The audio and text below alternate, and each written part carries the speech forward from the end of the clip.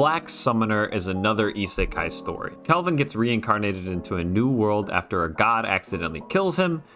He has no memories of his past life, but he has a voice in his head and the powers of a summoner.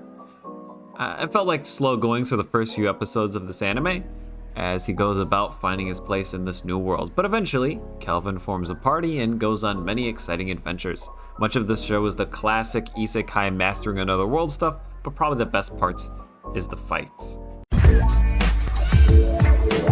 Listen, I hate to admit it, but I like this anime.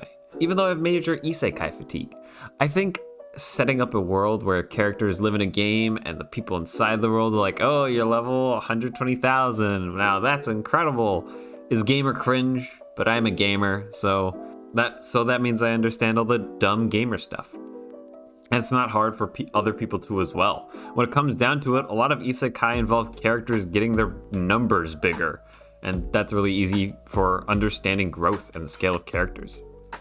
Switching topics, if I compare this anime to yesterday's anime of My Isekai Life, the two big differences are that the main character is likable. Kelvin is a nice guy whose personality is basically, I really like fighting strong opponents. That's really basic, but that's way more enjoyable than I'm just trying not to die, but I'm overpowered so it's easy. If you're gonna have a powerful character, it's nice for them to fight other powerful things. The other big difference between the two shows is that there are some really great action sequences in Black Summoner. They actually switched to 3D models for that to animate, and I'm here for it because the 3D models are way more conducive to an exciting fight. There's just a lot more kinetic energy on display. It's easier to animate that than with the 2D. Alright, I feel the need to talk about this.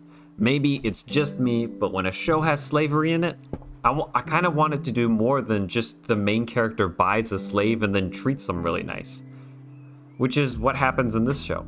There is no greater perspective beyond that on a meta level or even an acknowledgement from the main character that slavery is even terrible. But he doesn't say, slavery, damn, that's cringe. A good example of slavery done well in an anime is the Rising of the Shield Hero. The Shield Hero literally cannot wield a sword, and he has been socially ostracized so that no one is willing to help him, so his only option is to buy a slave. Not only does he treat that slave well, but he also considers himself a bad guy. He sees himself as selfish, and that's why he keeps his slave in bondage. And his slave doesn't want to leave his bondage because they love the master so much.